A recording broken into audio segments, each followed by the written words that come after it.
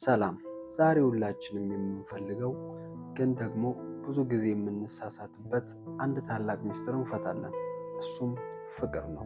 ብዙዎቻችን መጀመሪያ አካባቢ የሚሰማንን የሆድ ውስጥ መብረር፣ የልብ ትርታ መጨመር ወይም የናፍቆት እሳት እውነተኛ ፍቅር ይመስለናል። ነገር ግን ጊዜው እያለፈ ሲሄድ ያ ስሜት እየቀነሰ ይመጣል። ያኔ ነው ጥያቄው የሚጀምረው። ይህ ሰው በእውነት ያፈቅረኛል? እኔስ በእውነት እወደዋለሁ የሚል። ዛሬ ግንኙነታችሁ ከመልመድና ከጊዜያዊ ስሜት ባለፈ እውነተኛ ፍቅር ላይ መድረሱን የምታውቁባቸውን 5 ወሳኝ ምልክቶች ከምሳሌዎች ጋር በሰፊው እንመለከታለን። ቪዲዮን እስከ መጨረሻው ተከታተሉት። የቪዲዮ ማብቂያ ላይ ራሳችሁን የምትመዝኑበት አንድ ወሳኝ ጥያቄ አለኝ። አንደኛ፣ ያለምንም ጭንብል ራስን መሆን።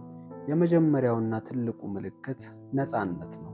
በአዲስ ግንኙነት ውስጥ ስንሆን ሁል ጊዜ ፍጹም ሆነን ለመታየት እንጥራለን። ምርጥ ልብሳችንን እንለብሳለን፣ ድክመቶቻችንን እንደብቃለን። ነገር ግን እውነተኛ ፍቅር ሲመጣ ያ ጭንብል ይወልቃል። ከዛ ሰው ፊት ስህተት ለመስራት አትፈሩ። ድክመቶቻችሁን፣ ፍርሃታችሁንና ያመለጣችሁን ስህተት ሁሉ ያለ ስጋት ታካፍላላችሁ። ምክንያቱም ያ ሰው እናንተን የሚቀበለው በጥንካሬያችሁ ብቻ ሳይሆን በድክመታችሁም ጭምር እንደሆነ ሙሉ እምነት አላችሁ። ለምሳሌ አንድ መጥፎ ቀን አሳልፋችሁ ስራ ላይ ተሳስታችሁ ወይም ተከፍታችሁ ወደ እሱ ወይም ወደ እሷ ስትመጡ ምንድን ነው ሁል ጊዜ የምታለቅሽው ወይም ደካማ ነህ ይሉኛል ብላችሁ አታስቡ። ይልቁንም እቅፋቸው ውስጥ ገብታችሁ ስሜታችሁን አውጥታችሁ ስታለቅሱ የደህንነት ስሜት ይሰማችኋል።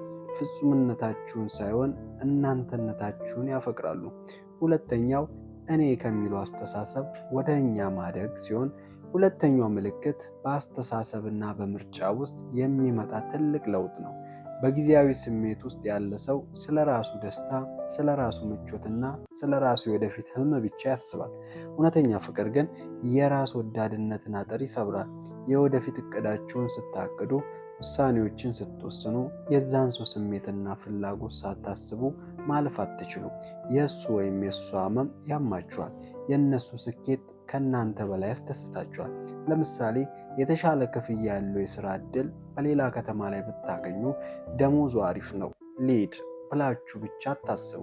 ይህ ውሳኔ በእኛ ግንኙነት ላይ ምን ተጽዕኖ ያመጣል፣ እንዴትስ አብረን ማደግ እንችላለን ብላችሁ በጋራ ትወያያላችሁ። የእናንተ ህልም ከእነሱ ህልም ጋር ይዋሃዳል። ሶስተኛው አለመግባባቶችን በጥበብ መፍታት።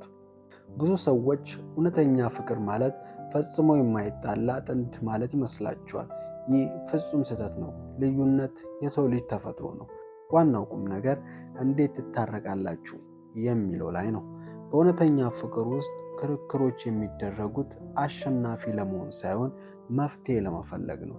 ስትጣሉ ቃላት አይወረወሩም፣ አይሰዳደቡም ወይም ደግሞ ለቀናቶች ዝም በመባባል አይቀጣጡም። ይልቁንም ተረጋግታችሁ ለመደማመጥ ትሞክራላችሁ።